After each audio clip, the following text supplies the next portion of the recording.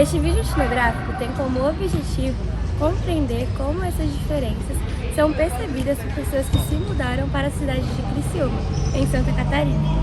Vamos explorar os desafios, adaptações, experiências vividas por esses indivíduos ao deixarem sua região de origem. Se você se interessa por cultura brasileira, migração interna e diversidade social, vem com a gente aprender um pouquinho mais sobre isso. Meu nome é Luca, eu tenho 16 anos, eu sou de São Paulo e atualmente eu moro no Rincão, há 1 ano. Oi, meu nome é Xavier, eu sou da Venezuela. Há quanto tempo já tá morando aqui? Aqui em Criciúma faz 2 anos. Eu sou a professora Roberta, eu sou natural de Porto Alegre. Atualmente eu morava na cidade de Canoinhas, que fica aqui ao norte do estado de Santa Catarina, e estou há exatamente 5 meses e um pouquinho aqui em Criciúma. Meu nome é Liliane, tenho 47 anos, sou a mãe da Maiá e moro aqui em Criciúma. Sou amazonense, natural de Manaus, sou casada com a Aurei e tenho 2 meninas, a Maiá e a Manuela. Quanto tempo você mora em Criciúma? 18 anos vai fazer. Oi, eu sou a Bruna e eu tenho 17 anos. Eu sou da parte da região do Nordeste, mais da Paraíba, na praia. Eu moro aqui já faz 6 anos. Qual foi a sua primeira impressão ao chegar em Criciúma? Eu fiquei assustado porque como eu sou de São Paulo, era muito movimento, muito barulho e quando eu cheguei aqui era uma coisa totalmente diferente. Quando eu cheguei aqui em Criciúma, eu cheguei pela Serra do Rio Rastro. E aí eu pensei, como que eu vim parar aqui? Era Acho que a primeira impressão ao chegar em Criciúma é a paisagem, né? Porque eu estava muito conectada com a paisagem do Planalto Norte, né? Onde a gente tem uma presença de vegetação, de pinheiros maior, né? E aqui, além de ter mais movimento, né? Porque Criciúma é uma cidade que se desenvolveu bastante, né? Então eu senti um pouco de falta assim da paisagem natural. Muito gelado. Passei muito frio. Cara, uma coisa que eu estranhei muito era que eu era da capital, então eu via muito lixo na rua. E uma coisa que me pegou muito é que a gente via muita vegetação e pouco lixo na rua, que é uma coisa que é incomum lá. Você sentiu algum choque cultural? vocês trabalham muito. Tipo, eu vim de outro lugar onde tem mais lugar recreativo, assim, e pá. Tá. Não precisa dormir tão cedo. Na verdade eu não senti choque cultural, mas eu achei fofo algumas expressões que são utilizadas aqui no sul do Brasil. Uma coisa que eu achei curiosa, achei fofa, porque lá no campus onde eu trabalhava, os alunos chamavam de pro. Aqui o pessoal fala de sora. Então isso eu achei fofo, mas eu na minha infância, por morar no sul, né, eu sempre também chamei as professoras de sora. E aí eu revivi agora isso que eu não estava mais acostumada. Apesar de hoje não pensar igual, mas quando cheguei achei que era uma população muito fechada, diferente da população do norte, de Manaus especificamente, da minha cidade. A gente é um povo que sorri para todo mundo, fala com todo mundo, está sempre aberto a conversas, a diálogos, a brincadeiras, e eu achei o povo, na época, quando eu cheguei aqui, um povo muito fechado, muito no seu mundo. Como eu cheguei e já teve a pandemia, eu não tive muito contato com muitas pessoas. Mas eu acho que o meu choque maior foi ver que as pessoas, elas tinham costumes totalmente diferentes dos meus. Como você descreveria o comportamento das pessoas daqui?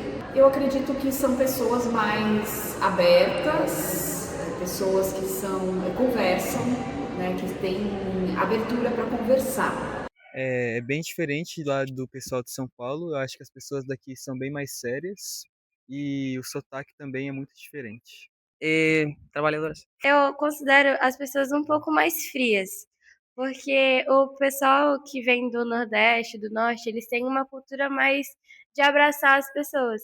E eu sinto que aqui as pessoas são muito, não que são separadas, mas elas são mais individualistas no que são delas.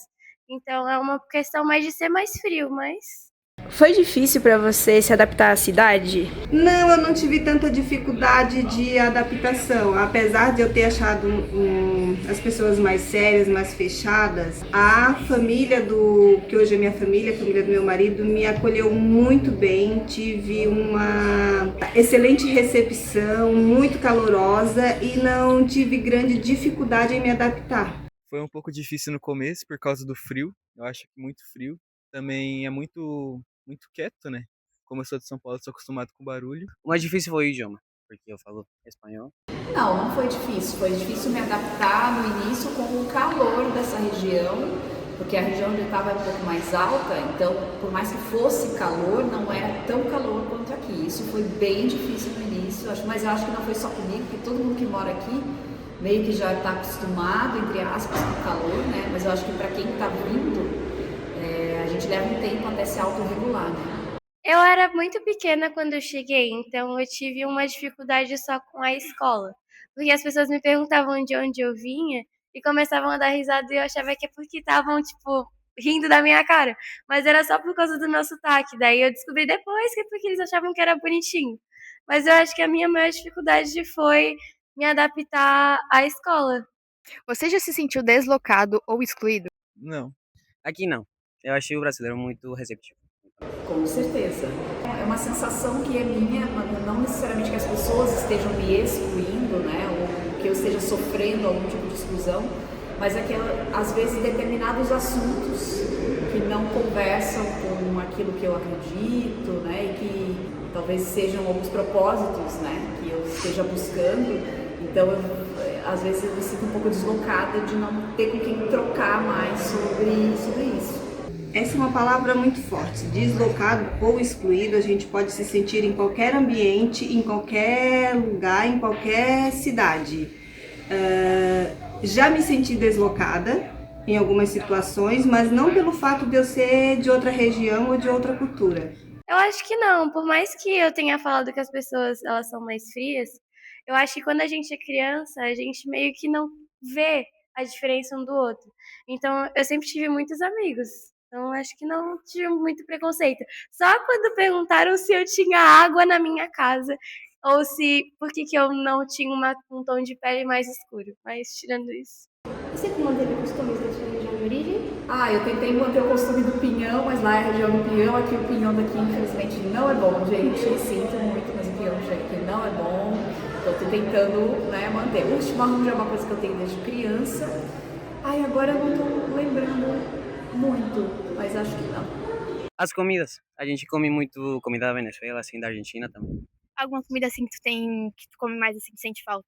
Arepas. É tipo um pão da Venezuela. Sim, eu mantive costumes, principalmente sotaque. Foi bem difícil entender o sotaque do pessoal daqui, as gírias e tudo. Algumas coisas a gente mantém, não tudo. A gente se adapta também à região. A família do meu marido, hoje minha família, é uma família que tem uma cultura bem forte, bem bonita, e me adorei e abracei essa cultura. Algumas coisas da minha cultura ensinei para eles e a gente conseguiu conviver muito bem.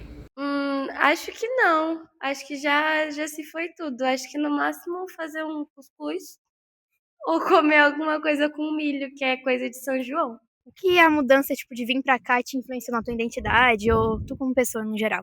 Eu, pessoalmente, antes de me mudar pra cá, já me mudava muito. Então, essa foi uma mudança, mas não influenciou muito. Eu acho que não teve nenhuma mudança.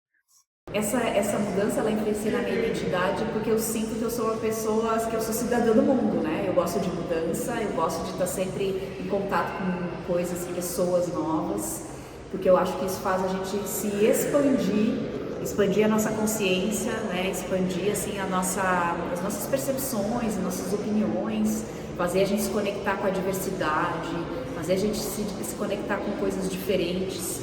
Então, acho que a minha personalidade ela só enriquece quando eu entro em contato com coisas diferentes, em lugares diferentes. Mudou bastante coisa. O tipo de pessoa que eu era quando eu cheguei aqui para a pessoa que sou hoje tem bastante mudança, tanto na visão cultural, na visão político-religiosa, visão social. São culturas um pouco diferentes. E tudo isso influencia na vida da gente. O cotidiano de Criciúma é bem diferente do cotidiano de Manaus, em alguns aspectos, e isso tudo influencia. E então eu tive bastante mudança sim. Eu acho que sim, eu acho que grande parte da minha personalidade foi mudando porque eu vim pra cá.